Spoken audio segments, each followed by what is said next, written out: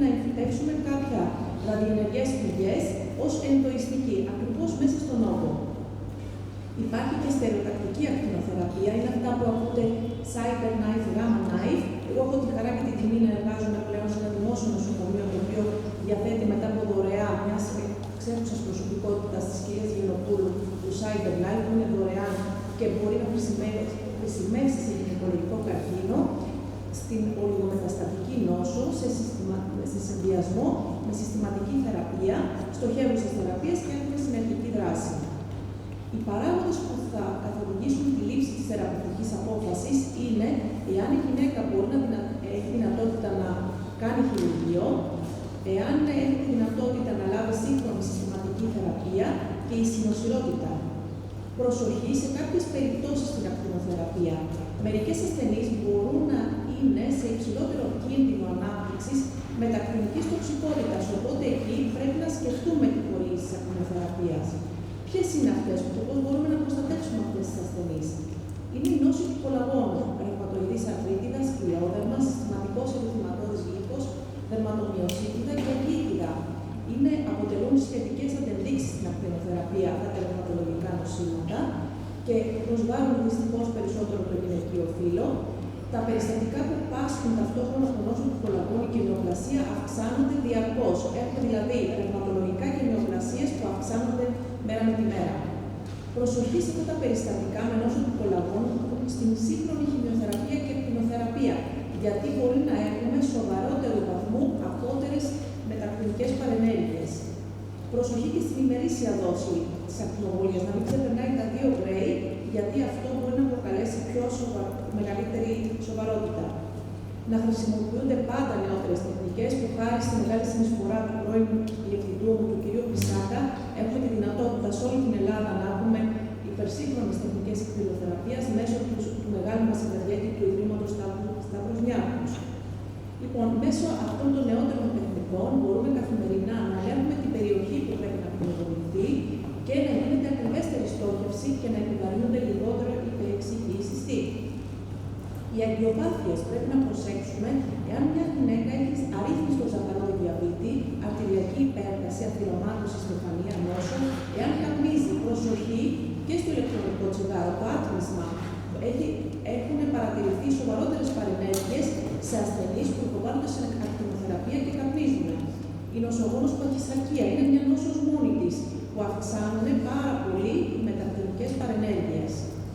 Προσοχή και στον αριθμό των λεμφαδένων που αφαιρέθηκαν κατά το χειρουργείο. Εάν είναι υψηλότερος ο αριθμός των λεμφαδένων, τότε, εάν εμείς ακτινοβολήσουμε μια παχύσαρκη ασθενή, τότε μπορούμε να την καταδικάσουμε σε ένα σοβαρό λυμφίδημα που την ταλαιπωρεί για το υπόλοιπο της ζωής της. Οι φλεγμονώδεις παθήσεις του εντέρου. Πρέπει να δούμε εάν μια γυναίκα πάσχει από Crohn ή ερυπόδη κολίτιδα και πρέπει να ακτινοβοληθεί στην πίελο, τότε να γίνεται κολονοσκόπηση, προκειμένου να εντοπιστεί εάν η νόσος είναι ενεργή ή όχι και να εντοπιστεί και η νόσος που φλεγμένη και η περιοχή εάν βρίσκεται εντός του πεδίου ακτινοθεραπείας και σε αυτά τα περιστατικά να προσέξουμε τη σύγχρονη χημειοθεραπεία. Η βραχυθεραπεία μπορεί να φανεί ιδιαίτερα χρήσιμη σε γυναίκες με φλεγμονώδεις παθήσεις του εντέρου, γιατί χορηγεί τοπικά υψηλότερη δόση και επιβαρύνει λιγότερο τους γειτονικούς φυσιολογικούς ιστούς. Η χρήση της συστηματικής χημειοθεραπείας σε αυτές τις ασθενείς πριν την ακτινοθεραπεία μπορεί να φανεί ιδιαίτερα χρήσιμη σε κάποια επιλεγμένα εντός οδολογικού συμβουλίου περιστατικά, γιατί μπορεί να μειώσει το μέγεθος της νόσου και να χρησιμοποιήσουμε τελικά μικρότερα πεδία ακτινοθεραπείας. Σε περίπτωση που σε αυτά τα περιστατικά εμφανιστεί μετακλινική προκτήτηδα, πρέπει να αποφεύγουμε πάση θυσία τις άσκοπες βιοψίες ή και το λέιζερ, γιατί μπορεί να προκληθούν έλκοι που δεν απλώνονται, καθώς και διαρκείς αιμορραγίες. Σε ασθενείς με την παρατεταμένη χρήση κορτικοειδών και αν ταυτόχρονα πάσχουν από οστεοπόρωση, να γίνεται εκτίμηση του αφιένα της κεφαλής του ηλιαίου, προκειμένου να αποφευθεί η μετακτινική άσυπτη νέκρωση και το αυτόματο κάταγμα μιας γυναίκας που ακτινοβολείται στην πίελο. Πώς μπορούμε να προλάβουμε κάποιες επιπλοκές ακτινοθεραπείας στο γυναικολογικό καρκίνο? Οι ανεπιθύμητες ενέργειες εξαρτώνται από τη δόση της ακτινοθεραπείας, αν είναι εξωτερική σε όλη την πίελο ή εσωτερική είναι η ενδοκορπική βραχυθεραπεία και αν χορηγείται ταυτόχρονα χημειοθεραπεία. Μπορεί να χρειαστεί λίγος χρόνος για να ανακάμψει, ιδιαίτερα μετά από μεγαλύτερους κύκλους άκτινο ή χημιοάκτινο. Η γυναίκα πρέπει να ξεκουράζεται αρκετά και να αυξάνει σταδιακά τη σωματική της δραστηριότητα. Αυτό είναι μεγάλο κλειδί. Πρέπει σε όλες τις θεραπείες να περπατάμε όσο το δυνατόν περισσότερο, γιατί βοηθάει στην ταχύτερη ανάρρωση της γυναίκας. Το κάπνισμα, όπως σας είπα, πρέπει να το προσέχουμε πάρα πολύ. Η κούραση, η τόποση. Η γυναίκα πρέπει να ξεκουράζεται όσο περισσότερο μπορεί, ειδικά αν πρέπει να διανύσει πολύ δρόμο για να φτάσει στο ακτινοθεραπευτικό τμήμα. Καλό είναι να κάνει κάποια φυσική δραστηριότητα σε ανοιχτούς χώρους που δίνουν περισσότερη ενέργεια. Μπορεί να συνεχιστεί η κόπωση για εβδομάδες ή μερικούς μήνες μετά την ολοκλήρωση της ακτινοθεραπείας. Οι δερματικές αντιδράσεις μπορούμε να τις αποφεύγουμε όταν η γυναίκα φοράει πιο φαρδιά και βαρβαγερά ρούχα κατά τη διάρκεια της ακτινοθεραπείας, να αποφεύγουμε τα συνθετικά ισόρροπα ραφές δαντέλες και να πλένει απαλά το δέρμα της με ήπια σαπουνάκια. Λοιπόν, αλλαγές του εταίρου κατά τη διάρκεια της ακτινοθεραπείας μπορεί να έχουμε διάρρεια ή δυσκολιότητα. Αυτές είναι κάποιες βασικές απλές οδηγίες, δηλαδή να χρησιμοποιούν χαμομήλι και σας τα αφήνω όμως για να τα έχετε όποιος θέλει να το χρησιμοποιήσει. Για την αποφυγή των διαρριών είχαμε βγάλει πριν μερικά χρόνια με το Πανεπιστήμιο της Κρήτης ένα πολύ χρήσιμο εγχειρίδιο με τον γνωστό σεφ, τον κύριο Μαμαλάκη, το οποίο μπορεί να είναι διαθέσιμο διαδικτυακά, είναι εντελώς δωρεάν και το βρίσκουμε στην ιστοσελίδα του ΠΑΜΗ και μπορεί να φανεί χρήσιμο κατά τη διάρκεια της ακτινοθεραπείας γέλου, τι μπορούν να τρώνε οι ασθενείς και να αποφεύγουν το βαρετό ρύζι και κοτόπουλο όπως κάναμε στο παρελθόν. Έχουμε διαταραχές στην ούρηση στη γυναίκα, οπότε και εδώ κάποιες μικρές οδηγίες ενυδάτωσης, το να αποφεύγουμε σίγουρα τσάι, καφέ, σοκολάτα ή κάποια αναψυκτικά που αφυδατώνουν τη γυναίκα. Για τις διαταραχές στον κόλπο υπάρχουν πολύ χρήσιμες συμβουλές, οι οποίες βοηθάνε στην ξηρότητα και τη στένωση του κόλπου.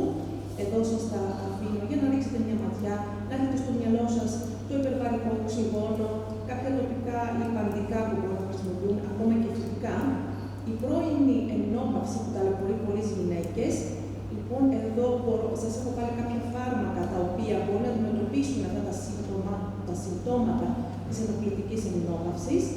Και υπάρχουν κάποιες μη φαρμακευτικές μέθοδοι αντιμετώπισης των μετακτινικών παρενεργειών του πιέλου, όπως είναι η διατήρηση υγιού σωματικού βάρους, η τακτική σωματική δραστηριότητα, ελεκτρικό μασάζ, καρδιακή γυμναστική με συμπίεση με φόρτιση, υδροθεραπεία, ασκήσεις πιελικού εδάφους και γιόγκα, η γνωσιακή συμπεριφορική θεραπεία, η διαχείριση του στρες, βελονισμός και μια υποστήριξη από ομάδα παρέμβασης οδολογίας εξολογίας.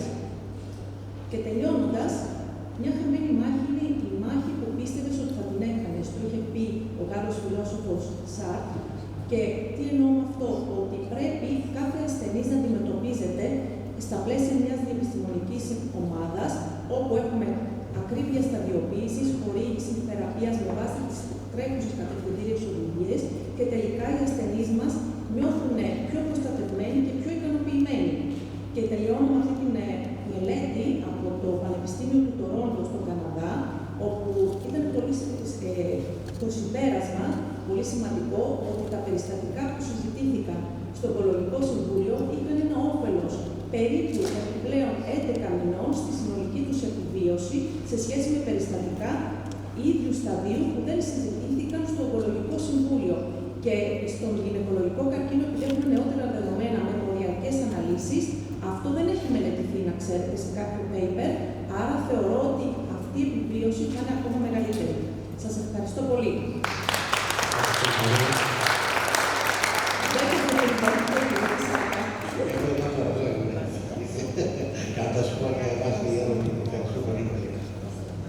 Και αλλάζουμε λίγο το θέμα, θα σας ξεκουράσουμε, γιατί θα έχετε ακούσει πάρα πολλές φορές για τις κλινικές μελέτες και έχουμε την κυρία Σαρίκου, η οποία είναι από την GSK, είναι επικεφαλής του κλινικού κομματιού, θα πω έτσι,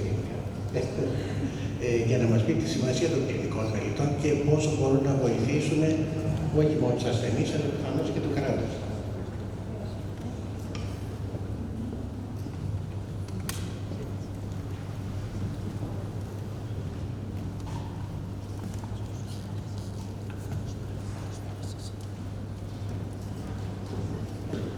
Καλησπέρα και εμένα. Σας ευχαριστώ πολύ για την τιμητική πρόσκληση. Ήθελα να πω και εγώ με τη σειρά μου χρόνια πολλά σε όλες τις γυναίκες τη σημερινή ημέρα. Και το Προεδρείο, φυσικά. Λοιπόν, θα ξεκινήσουμε μία σκέψη. Αν πριν από 30 χρόνια ένας γιατρός έλεγε σε μία ασθενή με καρκίνο ότι μπορεί να ζήσει πάρα πολλά χρόνια με ποιότητα ζωής, νομίζω λίγοι από εμάς θα το πιστεύουν. Σήμερα όμως αυτό συμβαίνει. Και ένας μεγάλο λόγος σημαντικός που βοήθησε σε αυτή την πρόοδο είναι οι κλινικές μελέτες. Θα σας πω λοιπόν τι είναι οι κλινικές μελέτες. Οι κλινικές μελέτες, με απλά λόγια, είναι ο τρόπος να βρίσκουμε νέες και καλύτερες θεραπείες.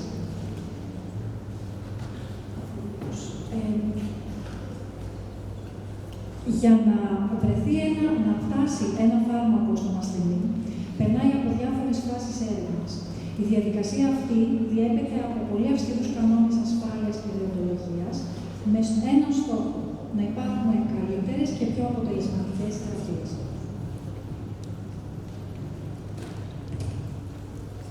Για να φτάσει λοιπόν ένα φάρμακο στους ασθενείς, χρειάζονται πάρα πολλά χρόνια έρευνας. Αυτά μπορεί να είναι περίπου 10 με 15.